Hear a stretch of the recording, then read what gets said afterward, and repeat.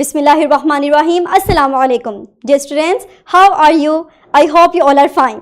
बेटा आज का हमारा लेक्चर है चैप्टर की रिवीजन का।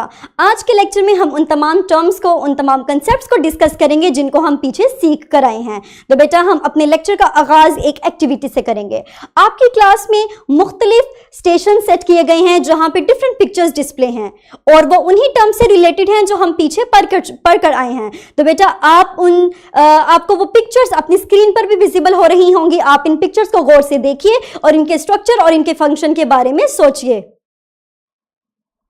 वेरी गुड, मुझे उम्मीद है कि आप बआसानी इनको पहचान चुके होंगे। तो बेटा अब आपकी टीचर्स आपके डिफरेंट ग्रुप्स बना देंगी और आप ग्रुप्स की फॉर्म में क्लास में डिफरेंट स्टेशंस की तरफ मूव करेंगे, आपस में डिस्कशन करेंगे और उनके फंक्शंस को डिस्कस करेंगे और उनके की पॉइंट्स को नोट डाउन करेंगे। तो बच्चे वीडियो को कुछ देर के लिए पॉज कीजिए और अपने फंक्शंस को नोट डाउन कीजिए। Very good. तो बेटा हम थोड़ा सा रिवाइज करते हैं कि हमने अपने इस एक्टिविटी में इन पोस्टर्स के बारे में हमने किन चीज़ों को, किन टर्म्स को नोट डाउन किया। तो बेटा हमने देखा कि हमारे पास जो सबसे पहले मौजूद है वो सेल था, जो बेसिक यूनिट ऑफ लाइफ है।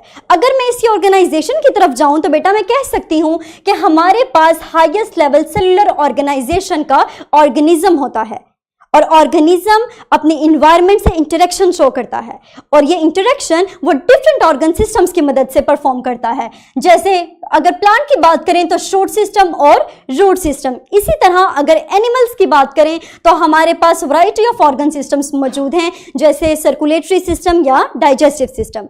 और हम जानते हैं कि हमारे पास डिफरेंट ऑर्गन सिस्टम्स ऑर्गन्स पर मुश्तमिल हैं। अगर हम एग्जाम्पल देखें तो बेटा प्लांट के केस में हमारे पास लीव्स, स्टेम, रूट्स, ये तमाम ऑर्गन्स हैं। और अगर हम ह्यूमंस के केस में देखें तो हमारे पास ब्रेन, स्टमक और हार्ट मौजूद है। इसके अलावा भी बहुत सी ऑर्गन्स हैं। और बेटा हम जानते हैं, क्या आप मुझे बता सकते हैं कि ऑर्गन्स किस पर मुश्तमिल होते हैं? वेरी गुड बच्चे, ऑर्गन्स हमारे पास डिफरेंट टिश्यूज पर मुश्तमिल होते हैं। ये तमाम टिश्यूज ऑर्गन्स को हेल्प आउट करते हैं ताकि वो अपना काम बखूबी सर अंजाम दे सकें। तो बेटा प्लांट के केस में हमारे पास डर्मल, वेस्कुलर और ग्राउंड टिश्यूज होते हैं। इनके अलावा भी बहुत से टिश्यूज हैं। अगर हम एनिमल्स की बात करें तो हमारे पास nervous tissues, epithelial tissues and many more. और हम जानते हैं कि हमारे पास ये टिश्यूज मजीद सेल्स पर मुश्तमिल होते हैं। ऐसे सेल्स जिनका फंक्शन और स्ट्रक्चर सेम है, वो कंबाइन होकर टिश्यूज को तश्कील देते हैं। तो बेटा हमने अपने इस रिवीजन से सीखा कि हमारे पास जो सेल है वो स्मॉलेस्ट लेवल है सेलुलर ऑर्गेनाइजेशन का।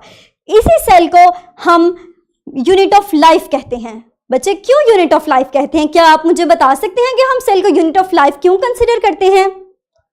वेरी गुड, हम सेल को यूनिट ऑफ लाइफ इसीलिए कहते हैं क्योंकि ये फंक्शनल यूनिट है और स्ट्रक्चरल यूनिट है। तो बेटा स्ट्रक्चरल यूनिट में अभी हमने देखा कि ये कंबाइन होकर सेलुलर ऑर्गेनाइजेशन के डिफरेंट लेवल्स को तश्कील देगा। और अगर मैं फंक्शनल यूनिट की बात करूं तो मैं कह सकती हूं कि सेल वो तमाम काम सर अंजाम दे सकता है जो लाइफ के लिए जरूरी हैं, जैसे एक ऑर्गेनिज्म सर अंजाम देता है। और बेटा वो ये फंक्शंस किसकी मदद से सर अंजाम देगा? डिफरेंट ऑर्गेनेलीज की मदद से। और इन ऑर्गेनेलीज को हमने प्लांट सेल में भी डिस्कस किया, एनिमल सेल में भी डिस्कस किया। हमने देखा कि प्लांट सेल के अंदर भी nucleus, vacuole, chloroplast, mitochondria, cytoplasm, cell wall and cell membrane मौजूद होती है।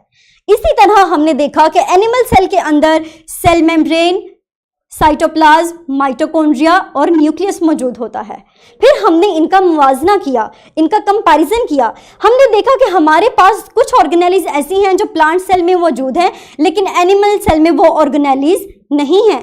हमने सीखा कि हमारे पास क्लोरोप्लास्ट और सेल वॉल ऐसी ऑर्गेनेलीज हैं जिनकी जरूरत एनिमल सेल को नहीं है। ठीक है। और उसके अलावा बेटा हमने कुछ सेल्स के स्ट्रक्चर्स और उनके फंक्शंस के बारे में स्टडी किया। हमने देखा कि हमारे पास blood cells, epithelial cells, nerve cells और मसल सेल्स होते हैं। हमने इनके स्ट्रक्चर को देखा। हमने सीखा कि ब्लड सेल्स हमारी बॉडी के अंदर ऑक्सीजन की ट्रांसपोर्ट का काम